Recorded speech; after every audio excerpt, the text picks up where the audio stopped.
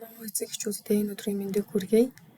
За, хоол үйлдвэрлэл үйлчилгээний дэд систем 5 дугаар сургууль дээр хэрэгжиж байгаатай холбоотойгоор эцэг эхчүүдтэй заавар зөвлөгөө өгсөн бичлэгийг хөрвүүлж байна.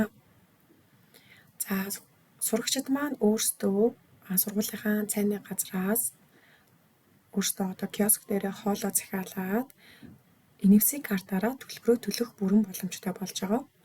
За тэгвэл өөрийнхөө хүүхдийн та NFC картыг мөнгөн дүнгээр хэрхэн цэнэглэх заавар зөвлөгөөг одоо өгье. За та өөрийнхөө эцэг эхийн аппликейшн руу нэвтэрч ороод ерөнхий дээд хэсэгт таны хүүхдийн нэр болон анги бүлэг, за сургууль нь харагдаж байгаа. За тэгвэл яг доод хэсэгт хүүхдээ чинь профайл зургийн доор хэсэгт дансны үлдэгдэл харагдаж байна. За энэ хүү дансны үлдэгдэл дээр дараад ерөнхий дэлгэрэнгүй мэдээлэлтэй харах боломжтой.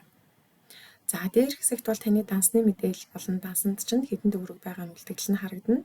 За доор хэсэгт болоод ирэхээр дансаа та хэдэн төгрөгөөр цэнэглэх боломжтой нь харагдана. За мэдээж бүхэл тоогоор буюу 5,000, 10,000, 20, 50, 100 мянган төгрөгөөр цэнэглэх боломжтой. За эсвэл бутархай мөнгөн дүнгээр буюу 2,500, 3,500 гэх мэтчлэн 5,500 гэх мэтчлэн мөнгөн дүнгээр та цэнэглэхийг хүсвэл тэр орлого хийх төвчлөр дээр дараад өмнө дээр цэнэглэхийг хүсэж байгаа мөнгөн дүнгээ оруулаад дансын цэнэглэх боломжтой.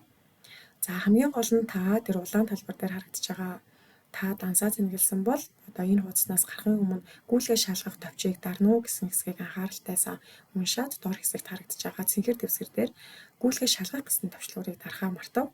За эсвэл та тухайн энэ дээр харагдаж байгаа QR кодыг уншуулад дансын цэнэглэх боломжтой. Эсвэл дурын банкаа сонгоод гүйлгээгээ хийх боломжтой шүү. За ерөнхийдөө тэр доор хэсэгт харагдаж байгаа сүүлийн гүйлгээнүүд гэж харагдаж байна. За таны сүүлийн гүйлгээнүүд буюу орлого болон зарлагын энд харагдана.